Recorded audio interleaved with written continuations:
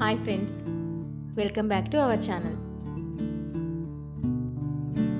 ఈరోజు మన రెసిపీ వచ్చేసి ఆనియన్స్తో ఎగ్ కర్రీ అండి. ఎక్కువ ఆనియన్స్ వేసి ఇలా కోడిగుడ్డుతో కర్రీ చేశారంటే చాలా బాగుంటుంది. ఒక్కసారి ఇలా ట్రై చేయండి. ఇప్పుడు ప్రాసెస్లోకి వెళ్ళే ముందు మన ఛానల్ని ఫస్ట్ టైం చూస్తున్నట్లయితే సబ్స్క్రైబ్ చేసుకోండి. స్టవ్ మీద ఒక కడాయి పెట్టుకొని అందులో 1 టేబుల్ స్పూన్ వరకు ఆయిల్ వేయాలి. ఆయిల్ వేడెక్కాక ఆవాలు, జీలకర్ర, 3 లవంగాలు, కచ్చా పచ్చా దంచి పెట్టుకున్న వెల్లుల్లి రెబ్బలు, అలాగే సన్నగా కట్ చేసి పెట్టుకున్న ఉల్లిపాయ ముక్కలు వేయాలి. అలాగే కరివేపాకు వేసాక ఒకసారి దీనంతటిని బాగా కలపాలి. ఉల్లిపాయ ముక్కలు త్వరగా మగ్గిపోవడానికి రుచికి సరిపడా ఉప్పు వేయాలి. ఉప్పు వేసాక ఒకసారి బాగా కలపాలి. మనం ఇక్కడ ఉల్లిపాయ ముక్కల్ని సన్నగా పొడుగ్గా కట్ చేసుకోవాలండి. కర్రీ చాలా బాగుంటుంది.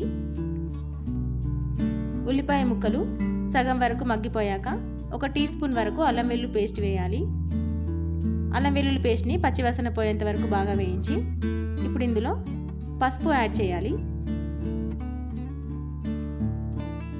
పసుపు వేసాక ఒకసారి దీనంతటిని బాగా కలిపి ఇప్పుడు ఇందులో కారం వేయాలి.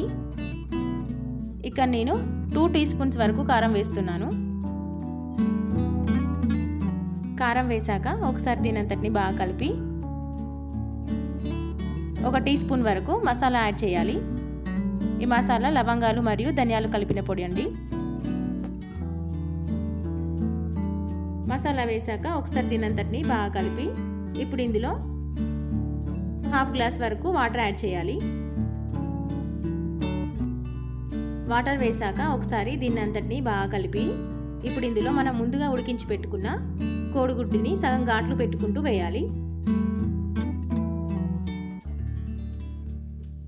ఇలా కోడిగుడ్డుకి సగం ఘాటు పెట్టి వేయడం వల్ల ఆనియన్ టేస్ట్ కోడిగుడ్డుకు పట్టుకొని టేస్ట్ చాలా బాగుంటుంది.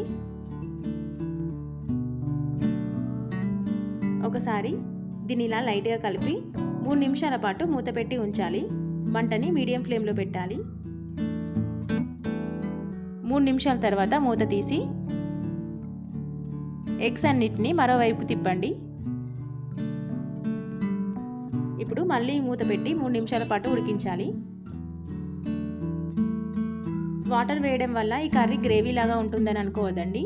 ఫ్రై కర్రీ ఎలా అయితే ఉంటుందో అలాగే ఉంటుంది. 3 నిమిషాల తర్వాత మూత తీసి కట్ చేసి పెట్టుకున్న కొత్తిమీర చల్లి డిష్ అవుట్ చేసుకోవాలి. అంతేనండి, ఎంతో టేస్టీగా ఉండే ఆనియన్ ఎగ్ కర్రీ రెడీ అయింది. ఈ కర్రీ రైస్లోకైనా చపాతీలోకైనా చాలా బాగుంటుంది. ఒకసారి ఇలా ట్రై చేయండి. ఈ రెసిపీ మీకు నచ్చినట్లయితే ఒక లైక్ చేయండి. అలాగే కమెంట్ చేయండి. మీ ఫ్రెండ్స్ అండ్ ఫ్యామిలీతో షేర్ చేసుకోండి. మరిన్ని మంచి వీడియోస్ కోసం మన ఛానల్ని సబ్స్క్రైబ్ చేయడం మర్చిపోకండి. Thank you for watching.